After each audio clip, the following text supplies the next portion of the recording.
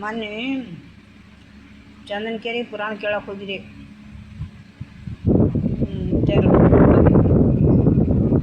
ಪುರಾಣ ಹೇಳತ್ತೀರು,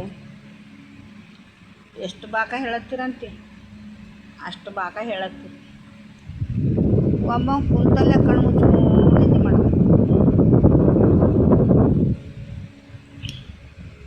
ಜೋಲಿ ಹೋತಿತ್ತು ಮತ್ತ ಕೂಡ್ತಿದ್ದ, ಜೋಲಿ ಹೋತಿತ್ತು ಮತ್ತ ಕೂಡ್ತಿದ್ದ.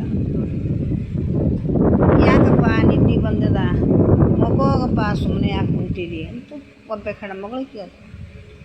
ಏನು ಮಾಡ್ಲವ, ಮನ್ಯಾಗ ಕಚ್ಚಾವ ಅಂದ್ರೆ ಕಚ್ಚಾವಾಗ್ಯಾವ, ಸುಮ್ಮನೆ ಇಲ್ಲೇ ಕುಂತೆ ನಿದ್ದೆ ಮಾಡ್ತೀನಿ.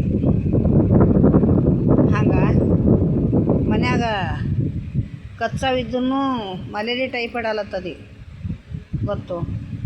ಅದಕ್ಕೆ ಟೈಫಾಯ್ಡ ಮಲೇರಿಯಾ ಆಗಲ್ದಂಗೆ ಸ್ವಚ್ಛತೆ ಇಟ್ಕೊಂಡು, ಸ್ವಚ್ಛತೆ ಇದ್ರೆ ಮುಂದೆ ಪೀಳಿಗೆ ಶುದ್ಧ ಆಗ್ತದೆ ಅಂಥೇಳಿ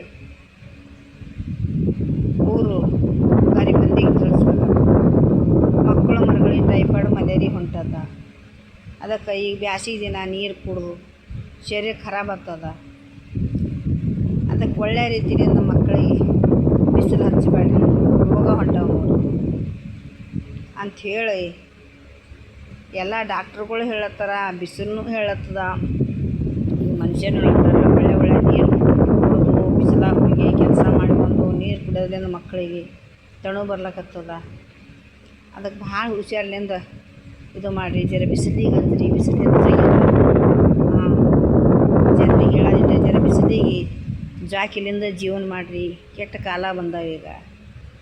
ಎಲ್ಲ ಜನರು ಬಂದರು. ಈಗ ನಮ್ಮ ಮನೆ ಬಂದು, ನಿಮ್ಮ ಮನೆ ಬಂದು, ಬೇರೆಯವ್ರ ಮನೆಯಲ್ಲಿ ಎಲ್ಲ ಮನೆ ಬಂದು, ಎಲ್ಲ ಮಕ್ಕಳು ಬಂದು, ಎಲ್ಲ ಜಗತ್ತಿನಾಗ ಬಂದು. ಅದಕ್ಕೆ ಸ್ವಲ್ಪ ಬಿಸಿಲಿಗೆ ಜರ ನೋಡಿ ನಡೀರಿ ಅಂಥೇಳಿ ಎಲ್ಲ ಮಕ್ಕಳಿಗೆ ಮರಗಳಿಗೆ ನನ್ನ ತಮ್ಮರಿಗೆ ತಿಳಿಸಿ ನಂಗೆ 4 ಮಾತು ಮುಗಿಸ್ತೀನಿ.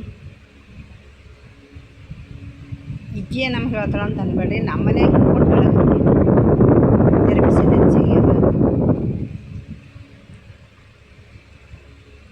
ನಿಮಗೆ ಸರಿ ಅನ್ಸರು ಕೇಳಿ, ಸರಿ ಅನ್ಸಲ್ದ್ರು ಬಿಡ್ರಿ.